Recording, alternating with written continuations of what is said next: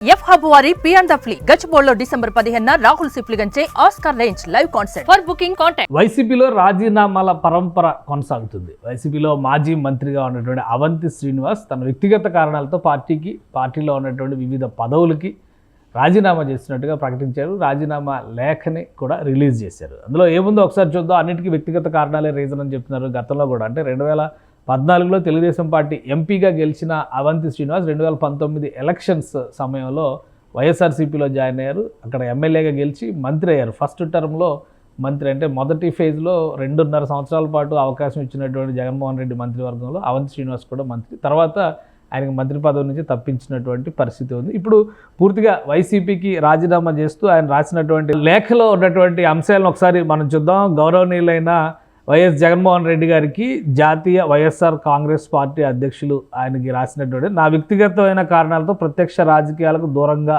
ఉండాలని నిర్ణయం తీసుకోవడం వలన భీమిలి నియోజకవర్గం ఇన్ఛార్జి బాధ్యతలకు మరియు వైఎస్ఆర్ కాంగ్రెస్ పార్టీ ప్రాథమిక సభ్యత్వానికి రాజీనామా చేస్తున్నాను. మీరు ఇచ్చిన అవకాశానికి ధన్యవాదాలు. నా రాజీనామాను ఆమోదించవలసిందిగా కోరుతున్నాను అంటూ అవంతి శ్రీనివాస్ రాసినటువంటి లేఖ ఇది. తర్వాత దీని కాపీని ఉత్తరాంధ్ర ఇన్ఛార్జిగా ఉన్నటువంటి విజయసాయి రెడ్డి గారికి, అలానే పార్టీకి సంబంధించినటువంటి జిల్లా వ్యవహారాల ఇన్ఛార్జిగా ఉన్నటువంటి మాజీ మంత్రి అమర్నాథ్కి, ఇక పార్టీ కేంద్ర కార్యాలయానికి కూడా కాపీలు పంపించారు. అయితే ఒక విషయం మీడియాతో మాట్లాడేటప్పుడు అవంతి శ్రీనివాస్ స్పష్టంగా చెప్తుంది ఏంటంటే, పార్టీ తొందరపడి కొన్ని నిరసన కార్యాచరణను తీసుకుంటుంది. ఎందుకంటే జగన్మోహన్ రెడ్డి గారు మొన్న ఒక డైరెక్షన్ ఇచ్చారు. 3 తేదీలు అనౌన్స్ చేశారు. రాష్ట్ర వ్యాప్తంగా నిరసనలు తెలియజేయాలని 3 అంశాలు, యువత అలానే రైతులు, ఇటువంటి ఎజెండా ఒకటి ఇచ్చారు.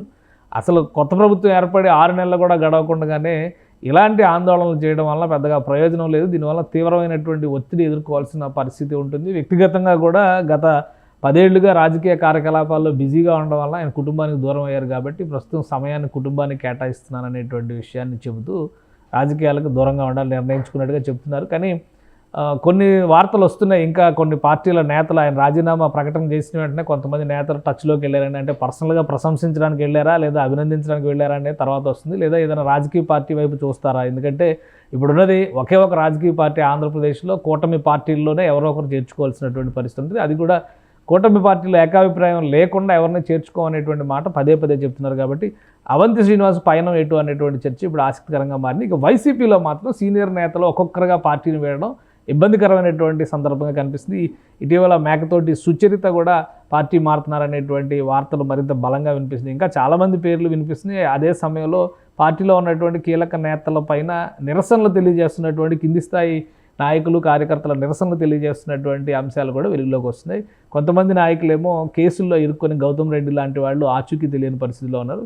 సో ఒక ఇబ్బందికరమైనటువంటి సందర్భంలో వైఎస్ఆర్సీపీ నిలబడినట్టుగా మనం చూడాల్సి ఉంటుంది. ఇక అవంతి శ్రీనివాస్ పైన మెట్టు అనేది కొద్ది రోజుల్లో తేలుతుంది.